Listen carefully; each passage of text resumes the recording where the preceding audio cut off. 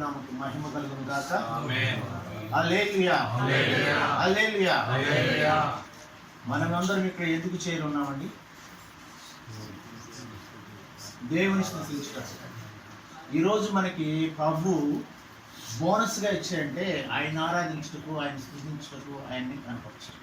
అవునా? మనందరం హ్యాపీగా ఉన్నాం, కానీ ఆయన శ్రమలు పడ్డాడు.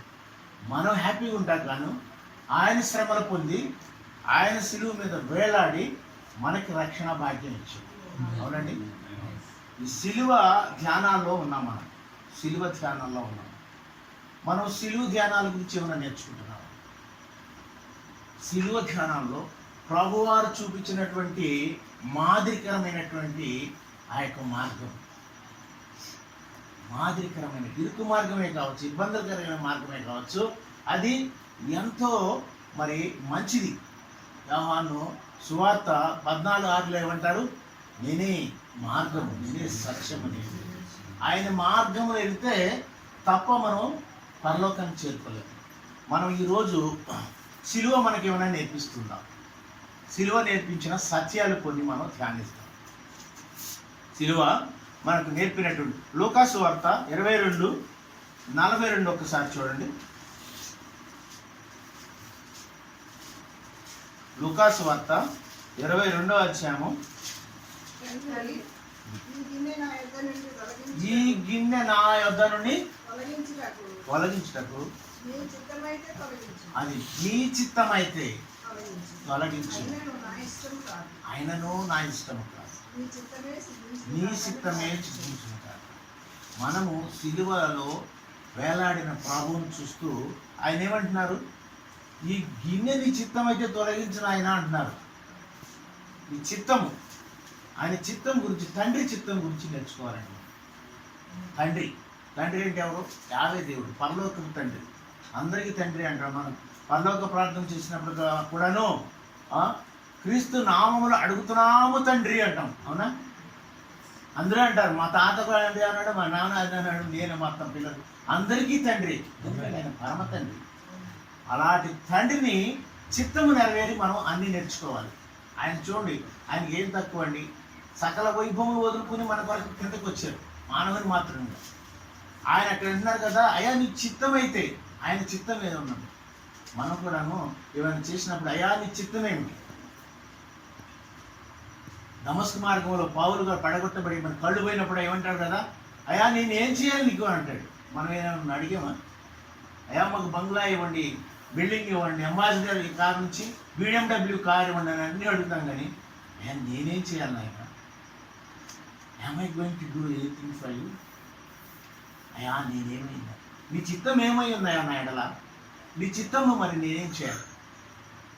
మరి నేనైతే మరి ఐందవుడుగా ఉండి ఇప్పుడు ఆయనకి బంధువుగా మారి, ఆయన అంత క్రితం నన్ను పట్టుకోలేదు. అంత క్రితం మనం మా మేడం కూడా చెప్పింది ఏంటంటే, ఆయన బైబిల్ చదువుతుంటే ఎప్పుడు మొఖానే కట్టుకుని ఉంటాం బైబిల్ అనేవాడు. అవును, కానీ తనలో రుచి చూచి తెలుసుకోండి,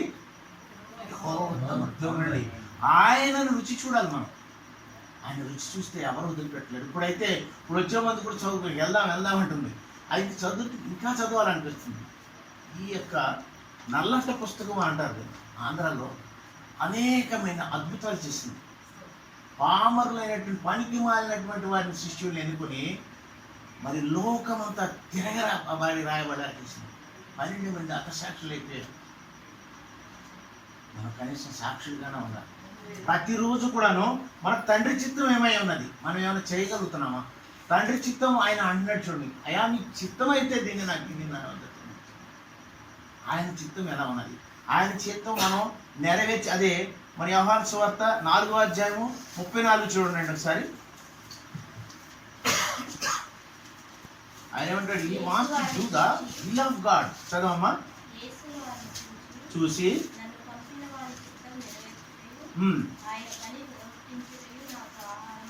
చూడండి, ఆయనకు ఆహారం ఏంటండి? తండ్రి పంపించినటువంటి పని చేయట, ఆయన చిత్తం నెరవేర్చుట. ఆ శిష్యులు అడుగుతారు, మరి అయ్యా ఏంటి అంటే, మీ ఆహారం నా ఆహారం అదే అంటాడు. అని చూడండి, ఆయన పని ఏంటంటే సేవ చేయట, ప్రార్థించుట, వాక్యాలు చదువుట, మళ్ళీ ప్రార్థన.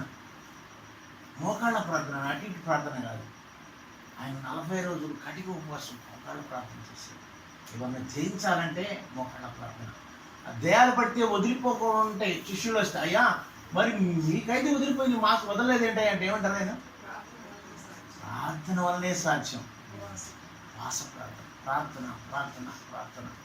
ఒక తల్లి కన్నింటి ప్రార్థనలో కొట్టుకుని పోయాడు ఒక అతను భక్తుడు అంటాడు.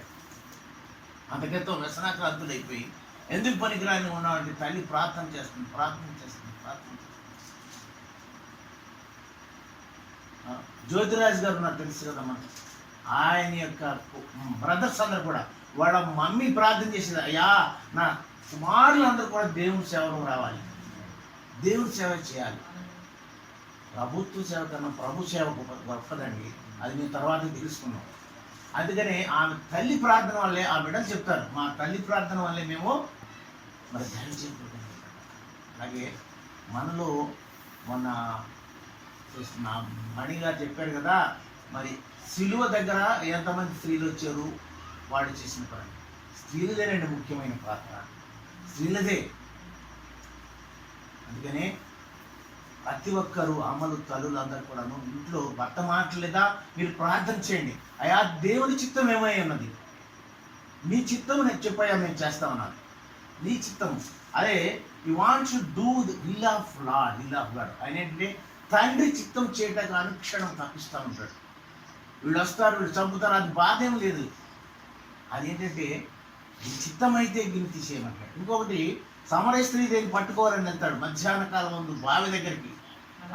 అక్కడ కూడా శిష్యులు ఆహారం కోసం పరిగెడుతూ ఉంటారు, గ్రామంలోకి ఏమైనా ఆహారం కావాలి. కానీ ఆయన ఆహారం ఏంటండి? పాపులను వెతికి పట్టుకుని రక్షించుటే. ఆమెను రక్షించాలని ఆయన ఆహారం అదే, ఆయన తండ్రి చిత్తం అదే. ఆయన చిత్తం నెరవేర్చేటప్పుడు వీళ్ళందరూ వెళ్తే వాళ్ళు వస్తారు, అయ్యా ఈ యొక్క పాపాత్మైన స్త్రీతో నీకు ఏంటయ్యా మాట్లాడతారు. ఆమె ఏం చేస్తుంది? ఫస్ట్ ఒక యూదుడిగా గుర్తిస్తుంది, తర్వాత ఏమని గుర్తిస్తుంది? ఒక బోధకుడిగా గుర్తిస్తుంది, తర్వాత ఏం గుర్తిస్తుంది? పరలోకపు తండ్రి ప్రవర్తన గుర్తిస్తుంది. అయ్యా నా రహస్యాలను ఎలా తెలుసు మీకు? మీరే దేవుడు యేసుక్రీస్తు అయి ఉంటారు. ఆమె ఏం చేసిందండి? పాత రోత కొండను పడేసింది. అక్కడ అరిగెట్టుకుంటూ వెళ్ళి గ్రామం అంతా కూడా మార్చేసింది. మనం ఎలా ఉండాలంటే మనకు తెలిసిన విషయాలు తెలియని వారికి తెలియ చెప్పాలి. The harvest is more, the laborer are few. కోత విరివిగా ఉన్నది, కోయివారు లేరు అంటున్నారు. మనందరం కూడా వాక్యం తెలిసిన వాళ్ళము, సిగ్గుపడకూడదు, విరిగిపడకూడదు. రెండే మాటలు చెప్పండి. యేసుక్రీస్తు వారి లోకానికి ఎందుకు వచ్చారు, ఎందుకు చనిపోయారు, ఎందుకు తిరిగి లేచారు, మళ్ళీ ఎందుకు వస్తున్నారు? బైబిల్ అంతా చెప్పేది ఏంటంటే ప్రేమ, ఆయన ప్రేమ. మన అయ్యగారు చెప్పారు బ్రహ్మాండంగా, ఎంతో అద్భుతంగా చెప్పారు. ప్రేమ, అగాపే ప్రేమ. ఆయన ప్రేమకు మించి నీకేం లేదండి. ఒక ఆయన బైబిల్ అంతా ఒక వైపు చెప్పాయంటే దేవుని ప్రేమ అన్నాడు, అంతే. ఫినిష్. ఆయన ప్రేమ. ఆయన కూడా చెప్తారు కదా, విశ్వాసం, నిరీక్షణ, ప్రేమ, ఈ మూడిట్లో శ్రేష్టమైనది ప్రేమ అంటున్నారు. అలాగే ప్రభు చిత్తం ఏమైనది మనం నెరవేర్చుకోగలుగుతున్నాం. రెండవదిగాను సంపూర్ణ విధేయత కలిగి ఉండటం. మన విధేయత ఎలా ఉండాలంటే సంపూర్ణంగాను 100%. ఒక సర్కిల్ ఎలా గీస్తే 0 to 360 డిగ్రీస్ వచ్చేలాగా సంపూర్ణంగా విశ్వాసం ఉండాలి. ఏంటంటే ఈ కొండ వెళ్ళిపోయే సముద్రంలో పడాలంటే పడవాలి. ఒక అమ్మ ప్రేర్ చేస్తున్నాడు విధవరాలు, అయ్యా నా ఇంటికి అడ్డంగా ఉంది ఈ కొండ, మరి కొండ తీసేయాలి ప్రభువా, మరి నువ్వు అన్నావు కదా నాయన, ఆవగింత విశ్వాసం ఉంటే మరి కొండ తీసుకెళ్ళి అక్కడ పడిపోతాను కదా. రోజు ప్రార్థన చేస్తున్నాను, పొద్దున్న ఉదయకాలం చూస్తున్నాను, కొండ వెళ్ళిందా? వెళ్ళటం లేదు. చేసింది సంవత్సరం అయిన తర్వాత government sanction to remove that. వాళ్ళు మిసైల్స్ అన్ని తీసుకొచ్చి, బుల్డోజర్ తీసుకొచ్చి 4-5 రోజుల్లో కొండంతా ఒక హైవే పడుతుందంట. ప్రార్థన, విశ్వాసం. ఎలాంటి విశ్వాసం అంటే సంపూర్ణ విశ్వాసం కలిగి ఉండాలి. ఫిలిప్పు 2వ అధ్యాయము 8వ వచనము చూడండమ్మా. ఫిలిప్పీ పత్రిక 2వ అధ్యాయము 8వ వచనం. కనబడి మరణము పొందినంతగా, అనగా సిలువ మరణం పొందినంతగా విధేయత చూపిన వాడై నన్ను తాను తగ్గించుకోవాలి. ఎంత తగ్గింపు అంటే శిలువ మరణం పొందడానికి రెడీగా ఉండాలి. Why he died for us? Is our relative, is our brother. ఎందుకు చనిపోవాలండి? ఎవరైనా స్నేహితుల కోసం ఎవరైనా చనిపోతారని కొంచెం అర్థం ఉండదు. ఈ రోజున భర్త భార్య కిడ్నీలు పోయినట్టు భార్య ఏమవుతుంది, భర్త కిడ్నీ పోతే గో టు హెల్ అంటది అంతే. కానీ ఆయన శిలువ మరణము పొందునంతగా తగ్గించుకున్నాడు. ఎంత బాగా తగ్గించుకున్నాడు అంటే దానికి మించిన తగ్గింపు లేదు. ఇంకొకటి ఉంటుంది, శిష్యులందరికీ చేకొచ్చి అళ్ళెంలో నీళ్లు పోసి ఆళ్ళు కడిగి తువ్వాలతో తుడుస్తాడు. ఈ రోజుల్లో ఎవరైనా చేయగలుగుతున్నారా? అందరూ ఆ గురువు యొక్క కాళ్ళకి కడగాలని చూస్తూ ఉంటారు. ఎంత తగ్గింపు అండి! అలాంటి తగ్గింపు ఎవరు చేయలేరు. అలాంటి ఎంత సంపూర్ణమైన విధేయత కలిగి తగ్గించుకుని ఆయన మరణము పొందునంతగా తగ్గించుకున్నాడు. ఇంకొకటి చూడండి, అదే ఫిలిప్పీ 2:10-11 చూడండి అమ్మా. భూమి మీద ఉన్న వారిలో కానీ భూమి కింద ఉన్న వారిలో కానీ ప్రతివాని నాలుకయు తండ్రి అయిన దేవుని మహిమార్థమై యేసుక్రీస్తు ప్రభువుని ఒప్పుకొన్నట్లును దేవుడు ఆయనను అధికముగా హెచ్చించి ప్రతి నామమునకు పైనామమును ఆయనకు అనుగ్రహించును. చూడండి ఎంత మంచిది.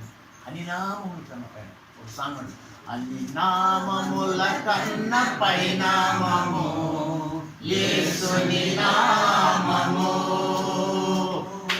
ఘనములకైనా ఘనపరచదగినది యేసు నామము. యేసు నామము జయం జయము, సర్వము శక్తులు లయం లయము.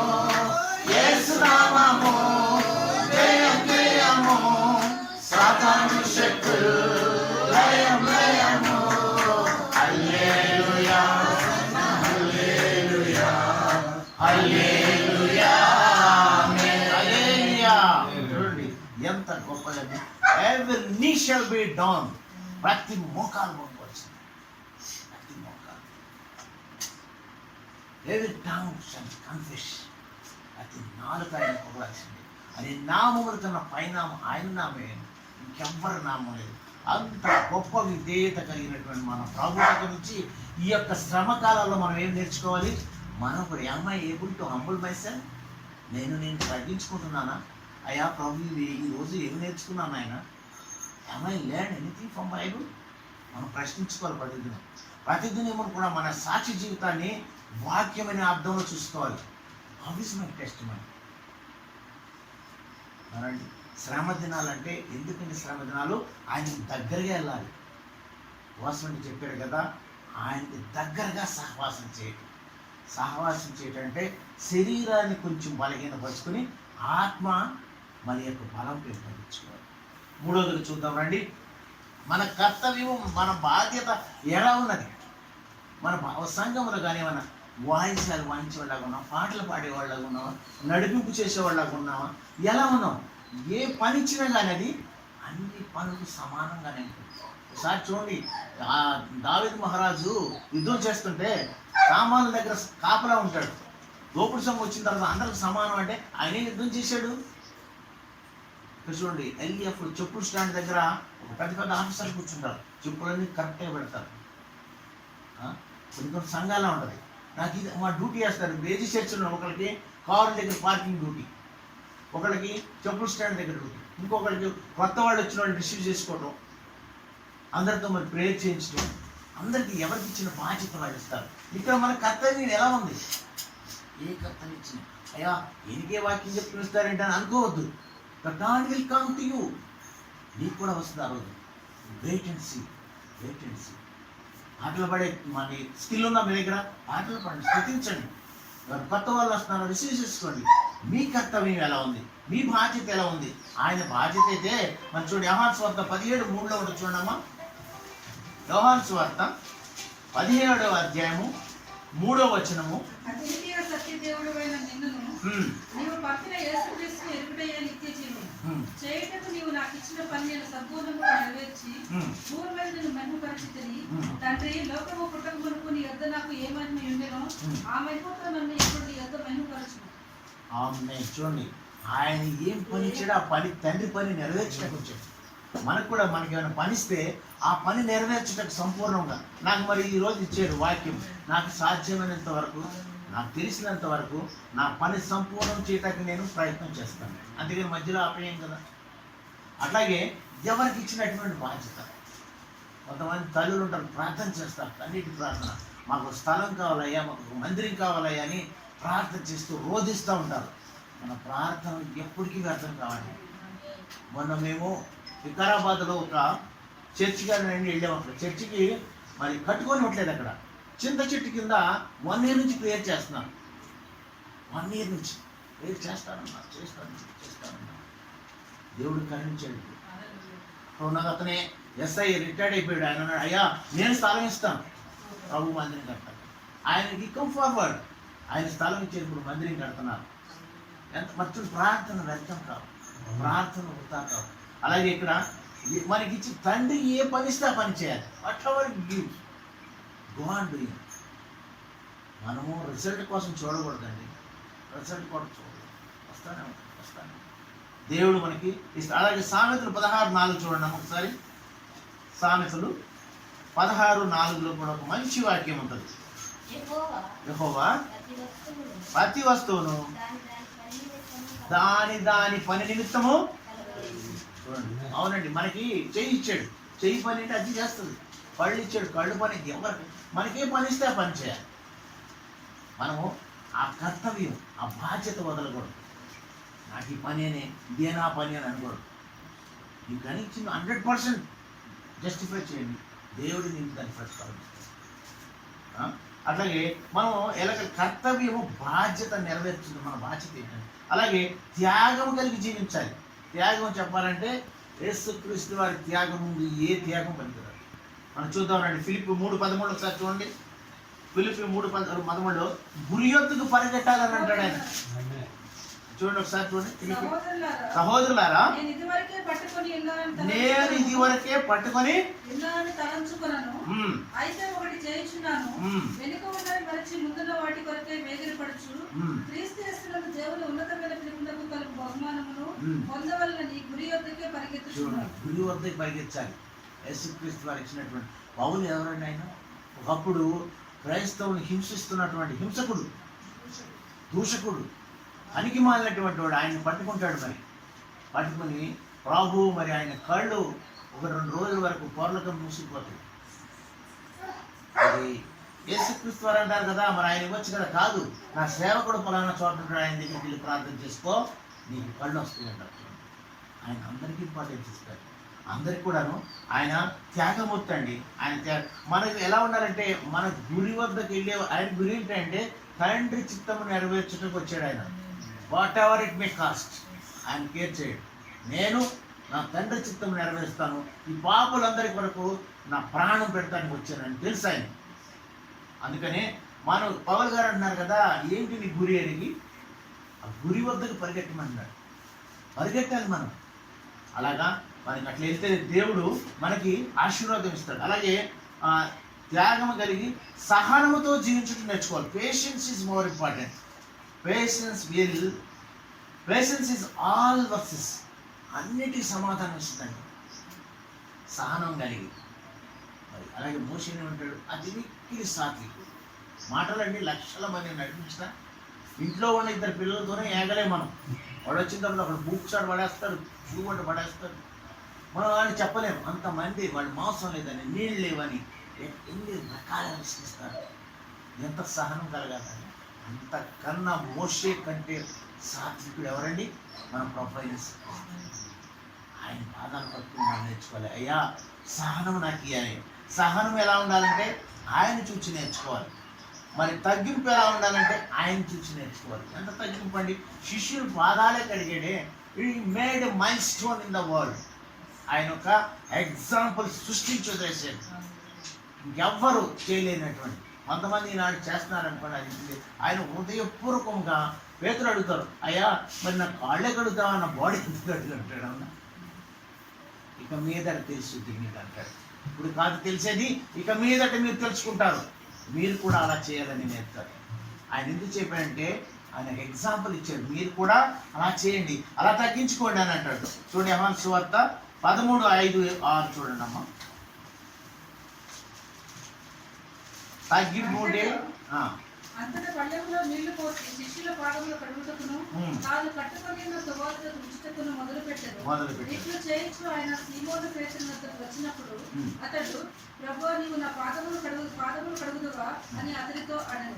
అందుకు యేసు, నేను చేయించున్నది ఇప్పుడు నీకు తెలియదు కానీ ఇక మీదట తెలుసుకుందాం. అవునండి, 8 చదివామా? పేతురు, నీ వెన్నడను నా పాదములు కడగరాదని ఆయనతో అనను. అందుకు యేసు, నేను నిన్ను కడగని ఎడల నాతో నీకు పాలు లేదనను. సీమోను పేతురు, ప్రభువా, నా పాదములు మాత్రమే కాక నా చేతులు నా తల కూడా కడుగుమని ఆయనతో చెప్పాను. యేసు అతని చూచి, స్నానము చేసిన వాడు పాదములు తప్ప మరేమీ కడుక్కొనక్కర్లేదు, అతడు కేవలము పవిత్రుడయ్యను. మీరును పవిత్రుడు కానీ మీలో అందరూ పవిత్రులు కారని. చూడండి మాట ఎందుకన్నారు? ఒక ఉన్నాడు అక్కడే దొంగ, ఇస్కరియోతు యూదా. ఆయన దగ్గర ఉంటూనే ప్రభువు తెలుసు ఎవరు ఆయన వచ్చి ముద్దు పెట్టుకుంటాడు. చూడండి, ఆయన వచ్చి కనీసం అయ్యా నేను తప్పు చేశానని పాదాలు పట్టుకుంటే క్షమించబడేవాడేమో. ఇట్ డజంట్ హ్యావ్ రిపెంటెన్స్ లేదు. ఆ నాణ్యాన్ని కక్కుర్తిపడి ఆయన ఎవరైనా అప్పుడు ఫైనాన్స్ మినిస్టర్, డబ్బు సంచి ఆడేగిరే ఉండేది. ఆయనను ఆశపడి కక్కుర్తిపడి ఆయన ప్రభువు నమ్మేస్తాడు. ఆయన పాదాలు పట్టుకుని, ప్రభువా నాకు తప్పు అయిపోయింది. దావీదు ఎన్ని పాపాలు చేయలేదండి. పాదాలు పట్టుకుని దేవుడు అడిగడిగా ఉంటే ఈ బికమ్ గ్రేట్ కింగ్. గొర్రెల కాపరి 10 తెగల పైన 12 తెగల పైన ఆయన మహారాజు అయ్యాడు. రిపెంటెన్స్ ఆయన పాదాలు పట్టుకుని తగ్గించుకుని అడిగితే ఆయన క్షమించి వదిలిపెట్టి, మనం పాపాలు చేస్తాం, వాటిని తెలుసుకుని ఒప్పుకొని విడిచిపెట్టాలి. Dog won't go for the వంటి. తెలుసు కదా, కుక్క తక్కింది మళ్ళీ తింటాకి వెళ్తుంది, మనం వెళ్తాం అన్నది. Don't go. ఒకసారి ఒప్పుకున్నారా, విడిచిపెట్టండి దాన్ని. అదే చెప్తున్నారు. ఇంకా ముందుకు వెళ్దాం రండి. తర్వాత చాలమ్మా, ఇంకా 7వదిగా క్షమించే స్వభావం మనం కలిగి ఉండాలి. నీ దగ్గర మనం క్షమించగలగాలి. ఫర్గివ్ అండ్ ఫర్గెట్ అంటారు. మనం అందరం ఏంటంటే టేక్ ఫర్గెట్ లాగా ఉంటాం, కానీ గివ్ ఫర్గివ్ లాగా ఉండవు. మనం మా ఇంటికి వస్తే మీరు ఏం చేస్తున్నారు అని అనేవాడమే, కానీ మా ఇంటికి వెళ్తాం మనం ఏం తీసుకెళ్దామని అనేవాళ్ళు పాత సామెతలు ఉంటాయి. అందుకని మనం క్షమించే స్వభావం అంటే యేసుక్రీస్తు వారిని మించిన ఎగ్జాంపుల్ ఎవరు ఉంటారండి? సిలువ మీదకి వెళ్ళినప్పుడు కూడాను మొదటి వాక్యం ఏమంటాడు? మీరేం చేస్తున్నారు వీరు కనుక వెళ్ళి క్షమించమంటాడు. అక్కడ కూడా ప్రార్థనే, క్షమాపణ. క్షమించే వారి దగ్గర గొప్ప శక్తి. ఆ క్షమాపణలో 90 పవర్ ఇస్తే చెల్లి మీద 7 మాటలు వస్తున్నాయి కదా మనకు. చూడండి, ధ్యానించండి. అంత అమూల్యమైన ఈ యొక్క 7 మాటలు ప్రపంచాన్ని తలకిందులు చేసేటువంటి మెసేజ్ అయిందట. తెలుసుకుంటే ఎవరు పలకగలరండి? అన్ని విధాలుగా హింసించినా కానీ ఆయన మీరేం చేస్తున్నారు వీళ్ళు అమలారా, మీ గురించి నా గురించి ఆడకండి, మీ గురించి మీ పిల్లల గురించి ఆడండి. అన్ని ప్రార్థన, లాస్ట్ వర్డ్లో కూడా ప్రార్థన. అంత గొప్ప తగ్గింపు కలిగినటువంటి మనం ఆయన దగ్గర నేర్చుకోవాలి. సిలువ శ్రమంలో ఈ అమ్మాయి నేనేమైనా తగ్గించుకుంటున్నాను, ఎంత ఉందన్న తగ్గింపు, యూనిటీ ఉందా నా దగ్గర, పేషెన్స్ ఉందా, మనల్ని మనం పరీక్షించుకోవాలి. ఎందుకంటే ఇట్స్ కమింగ్ వెరీ సూన్. మన సాక్షి జీవితం నిలబెట్టుకుని మనం ఎదురు చూడాలి. అందుకనే ఆయన వస్తున్నాడనే విశ్వాసం బట్టి మనం ఎదురు చూడాలి. ఆయన చేసిన అన్ని పనులు చెప్పినా కొన్నిట్లో అన్న మనం ఎదిగేలాగా ఉండాలి. ఒకటి తగ్గింపు, శిష్యు పాదాలు కడిగినట్లాగా తగ్గించాడు. ఇంకోటి క్షమించే గుణం కలిగి ఉన్నాడు. ఆయన సిలువ మీద కూడా క్షమించాడు. ఎన్నిసార్లు గడ్డం పిరికారే, ఈపు మీద కొట్టారే, ఈపు అంటే నాగల సాళ్ళలాగా ఉన్నాడు. నాకు అప్పుడు అర్థం కాలేదు, కానీ మా పొలంలోకి వెళ్తే ఎదురు బట్టి నాగలు దొరుకుతుంటే భూమి ఇలా చించుకుంటూ వచ్చేస్తుంది. నాగటి సాళ్ళలాగా దున్నారు. ఆయన ఎందుకు సాయం చేయాలంటే తండ్రి చిత్తం నెరవేర్చాడు. తండ్రి పని చేయటానికి వచ్చాడు ఆయన. ఆ పని సిలువలో మరణించాల్సిందే. మరణించకపోతే మనకు రక్షణ లేదు. తిరిగి లేగవలసిందే. తిరిగి లేచేటువంటి ప్రాణం పెట్టుటకు అధికారం ఉంది, ప్రాణం తీసుకుంటానికి అధికారం ఉంది. సర్వాధికారి ఆయన.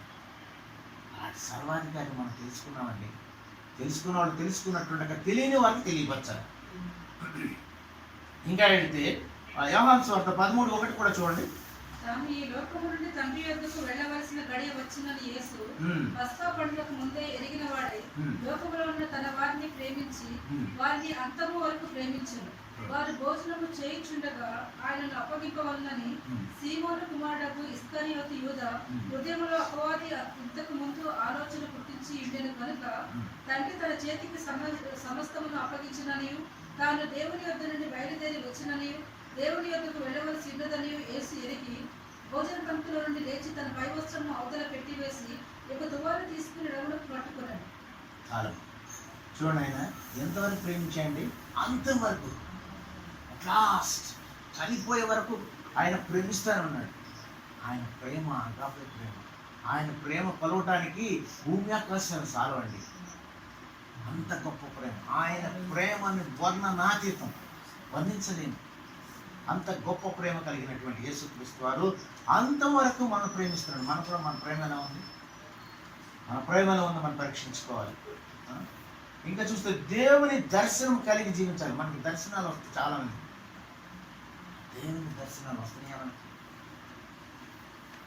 చూడండి, అపోస్తుల కార్యం 10వ అధ్యాయంలో మరి కొర్నేలు గారు ఉంటారు. ఆయన తెలుసు కదా, మనకి దర్శనం ఎప్పుడెప్పుడు వస్తాయి? 3 వస్తాయి. 9 గంటలకి, 12 గంటలకి, 3 గంటలకి. ఆ పగటి వేళనే కరెక్ట్ అయిన దర్శనం వస్తాయి. దీనికి దర్శనం వస్తే జాగ్రత్త చెప్తుంది, అయా నీ ధర్మ కార్యాలు, నీ మంచి కార్యాలు అన్నీ దేవుని దగ్గరకు వచ్చినాయి. కానీ నువ్వు రావాలంటే ఎప్పటికో శర్మకారుని వద్ద ఉన్నాడు ఒక ఆయన, ఆ భక్తుడిని పిలిపించుకుంటాం. అక్కడ అదే టైంలో అక్కడ ఆయన కూడా, పేతురు కూడా మిద్ది మీద అటు ఇటు తిరుగుతుంటే నిద్ర వచ్చి ఆయన దర్శనం, అయా నీ దగ్గరికి కొర్నేలు దగ్గర నుంచి 2 మనుషులు వస్తున్నారు, నువ్వు వెళ్ళు. ఆయనకి చతుష్పాదమైనటువంటి ఒక దుప్పటిలో అన్ని జంతువులు కనిపిస్తాయి. ఆయన అంట, అయ్యా ఎన్ని జంతువులు నేను ఎలా తినాలి? అప్పుడు యూదులు అంటే బ్రాహ్మణుల కన్నా నిష్ఠగా ఉండేవాడు.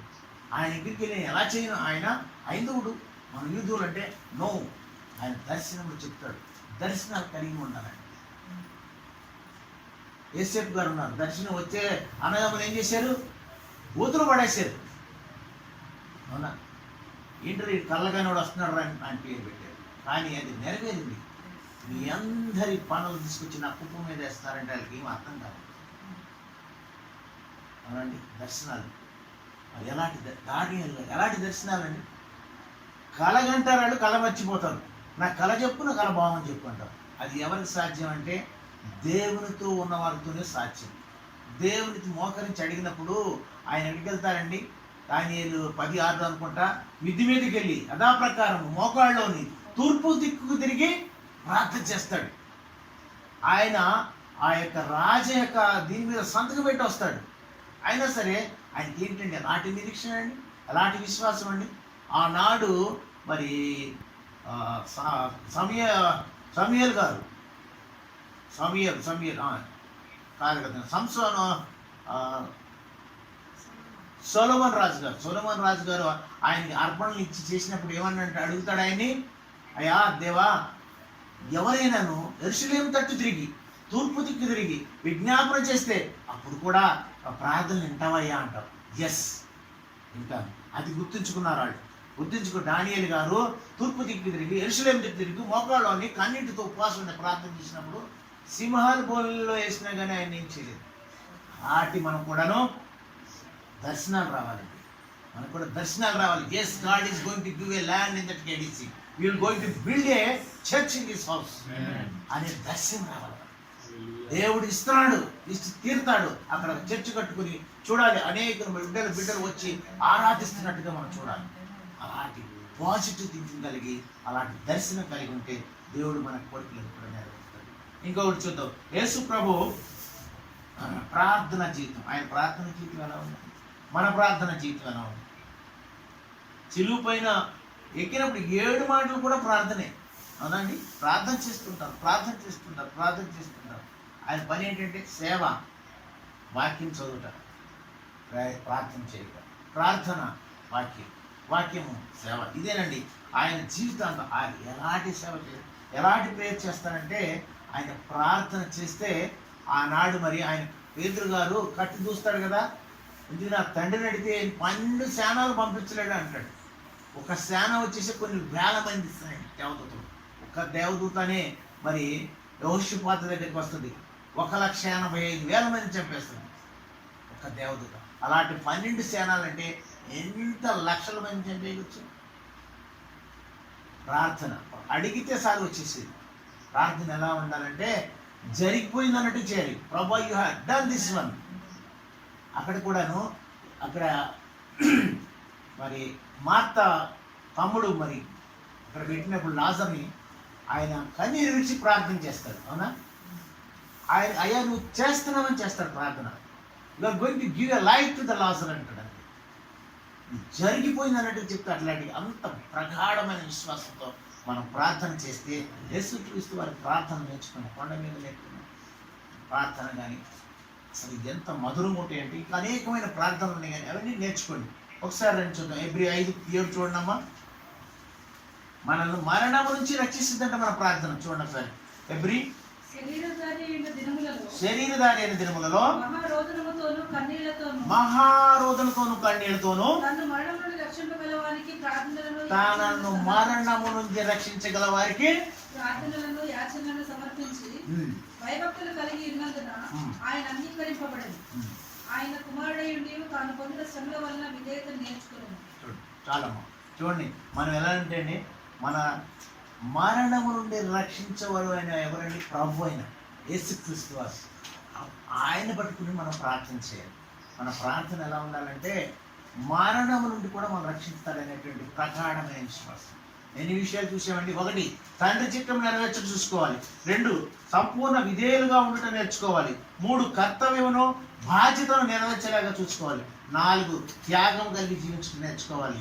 5 సహనంతో జీవించడం నేర్చుకోవాలి. 6 తగ్గింపు కలిగి తగ్గించుకుని నేర్చుకోవాలి.